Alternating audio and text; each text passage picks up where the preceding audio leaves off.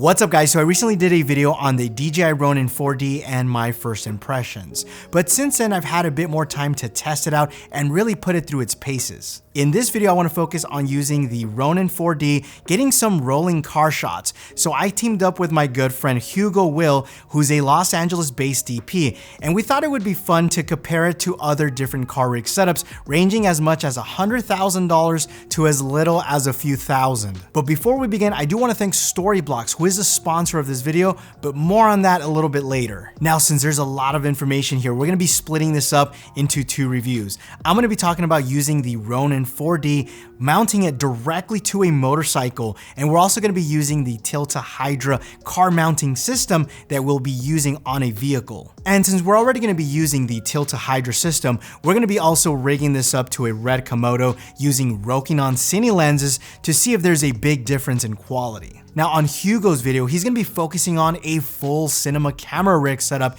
using a black arm with a DJI Ronin 2 using the red weapon helium camera. But Hugo's also going to be doing something completely different that may feel a bit unorthodox. He's going to mount a DJI Mavic Pro 2 drone directly to a motorcycle and also a car to see if we can possibly use this type of setup for a low budget option. And I gotta say, the results are actually quite shocking. So if you guys are interested in watching that, there will be a link down below to Hugo's video so you guys can go ahead and check that out, obviously after you're done watching this video. So for this first setup, we wanted to use the new Hydra Alien car mounting system. This setup retails for $1,299 and uses a suction mount setup that is designed to be used with smaller gimbals like the Ronin RS2. It's very quick to assemble and it's lightweight, and you can mount it in various ways. Honestly, I was very impressed with the setup. It's kind of like having a baby black arm without that hefty price tag. Now, since there is a payload limitation, we ended up going with the RED Komodo because it's going to offer us a professional workflow without breaking the bank while also keeping everything lightweight. We also needed to rig up a follow focus system and a Teradek wireless transmitter so that we can get a live feed. I would say total time took about 30 to 45 minutes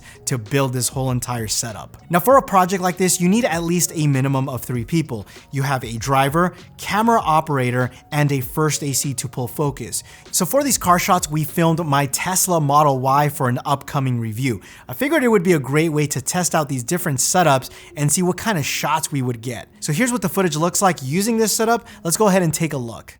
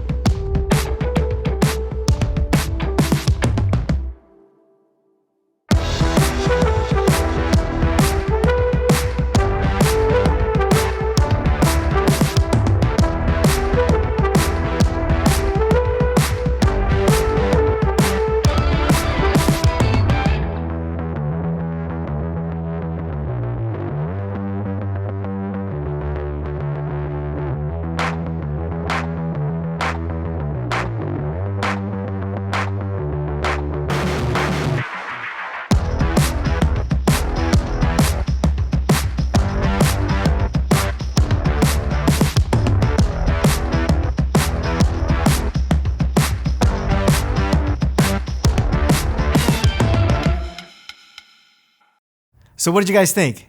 Not bad, right? Looks pretty good. Now let's go ahead and take a look at the DJI Ronin 4D. From the time I took it out of the box, attached some of the accessories, and was pretty much ready to film, it took less than 5 minutes. And because the wireless transmitter module was already attached to the camera, there was no setup involved. Now the Ronin 4D has an interchangeable lens mount, which at the time of filming this video, you can use Sony E-mount or Leica M-mount lenses. And we opted to stick with the native DL lens mount to take full advantage of all of the automatic features. So for this first setup, we rigged the Ronin 4D directly to an electric motorcycle using a cheese plate base. Now the idea behind this bike rig setup is to see if a solo operator can manage to do it all. The Ronin 4D has this really advanced LiDAR autofocusing system that works in conjunction with their object tracking technology, which means Ronin 4D handles all of the focusing and tracking movements, so all you need to worry about is composition. Now, to make it easier for Roman, who was our motorcycle operator, we rigged up an external monitor onto the handlebars of the motorcycle so that way he can see what was going on. Now, when we went out to do our first test run, we noticed there was a lot of vibrations. In fact, we started getting a notification on the camera telling us that we need to recalibrate the gimbal. Now, after a few minor adjustments and also recalibrating the gimbal part of it, we noticed that it did get better, but it was still shaky, and we didn't understand why this was happening. Now, one thing I realized, and this was just a couple days after we were done filming, is that the Ronin 4D has time of flight sensors located towards the bottom. Now, because we mounted it directly to that cheese plate, I'm not sure if that was causing any issues, and because I no longer have the Ronin 4D, there's no way for me to test that out. I don't think this was an issue with the Ronin 4D itself. I just think it could have been the way we mounted it. I will say we did have moments where it worked and the footage looks great. Also, having built-in ND filters is clutch because you can make these adjustments on the fly using the wireless monitoring system. Now, when you're filming with any type of car mount setup, you're gonna have problems with the horizon. And one of the cool things about the Ronin 4D is that you can tell it to automatically pan, roll, follow. So that way, especially on a motorcycle, when he's cutting corners, it can be a bit jarring, but you can tell Ronin 4D to automatically compensate for all of that, which actually made the footage look a bit more dynamic. But what was impressive to me is just seeing the Ronin 4D basically do all of the camera work while Roman just focused on driving.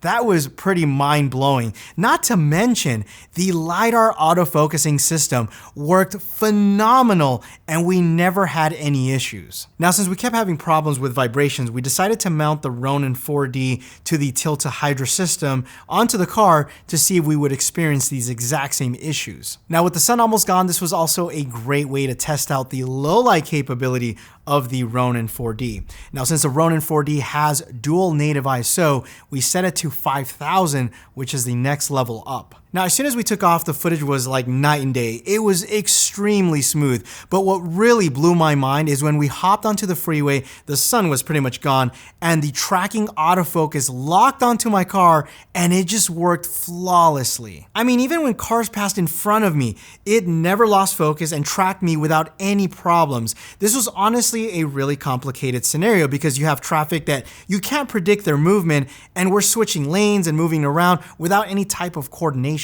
And I mean, we were traveling at high speeds, of course, within the legal speed limit. And I have to say, having that dual dampening system, the arm from the Tilta Hydra, plus the Z-axis, I mean, this thing was like riding in a Cadillac. Now, the reason we did this test is not necessarily to declare a winner per se, but it's more to show you guys the different options that are available at different price points, and also, of course, the pros and cons that each setup requires. Like, for example, the RED Komodo setup. It really needs a bigger crew. There's more moving parts, more rigging involved. This also means that you need more time, and the cost will obviously be more expensive. Of course, there's pros to this. For example, the RED Komodo is going to offer you a much wider lens selection as opposed to the Ronin 4D.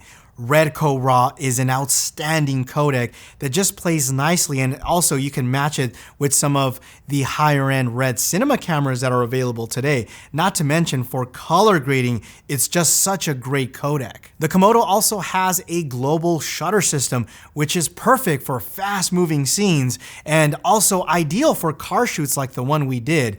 The name RED is recognized in the professional space, and most people will take you more seriously when using a camera like RED as opposed to showing up with your Canon R5. Now, on the flip side, the DJI Ronin 4D, the setup time was very fast. Even with the Tilta Hydra system, you can be up and ready to shoot in less than 15 minutes. There's also less moving parts. It doesn't require extra rigging of accessories like a Teradek wireless monitoring system. Now, the autofocus. Truly exceptional. I can genuinely say if I was doing a paid commercial gig that I would trust and rely on the autofocusing system unless I had to do a particular shot where I personally needed to rack focus. And I have to say, with the Ronin 4D, you really don't need a large crew. I mean, technically you could do it as a solo operator, but I mean, to do it safely, I would say at least a minimum of 2 people, a driver and a camera operator. Now, the Ronin 4D is far from a perfect system, and its flaws are really going to be the RED Komodo strength. As I mentioned before, the lack of a PL system, and even if DJI came out with a PL mount, most of the high-end cinema PL lenses are very massive and extremely heavy. Now, the Ronin 4D uses the exact same batteries as the Inspire 2 and the Ronin 2 gimbal, which is fine if you already have those products and you're part of that ecosystem. But someone like myself that doesn't have those products and the battery life is kind of decent, I would much rather use V-mount, which I have plenty of those and are readily available. I feel that between both of these setups, you're able to capture really high quality footage, and it really comes down to time and budget. Which brings me to my next point, and that's using a service like Storyblocks, who is our sponsor for today's video. Now, sometimes you just don't have the time or budget to go out and film a specific shot. For example, these rolling shots that we got for the Tesla Model Y is for an upcoming review that I'm currently working on. Now, in my review, I talk about Tesla's supercharger network. Now, I can drive a few miles down and wait for the perfect sunset to get a couple of nice B-roll shots, which is gonna take time away from editing, and it's also gonna cost me money because time is money. Or I can just go on to Storyblocks, type in Tesla supercharger, and then I have a selection of beautiful shots that I can select from that are gonna match my high quality standards, and they are available in 4K. What's great about using a service like Storyblocks is that they have a flexible subscription plan that is very affordable. And unlike the other guys that charge you per download, with Storyblocks, you get access to over 1 million royalty-free assets that you can use not only on your YouTube videos, but also your commercial projects. And this includes 4K video, After Effects templates, sound effects, music, and the best part is that they give you unlimited downloads. So if you're interested in learning more about this great service, check out the link down below in the description. It's a subscription plan that I highly recommend to all of my creative friends. Now, if you guys want to see how a 100,000 car rig setup compares to a drone, make sure to check out Hugo's video, and I think you guys will be very surprised with the results. I want to also thank Roman, Millie, and Sam for their help and expertise in making this video possible. I'm going to leave links to their work down below, so make sure to follow them. My name is Armando. Thanks again for watching, and you will catch me in the next one. Adios.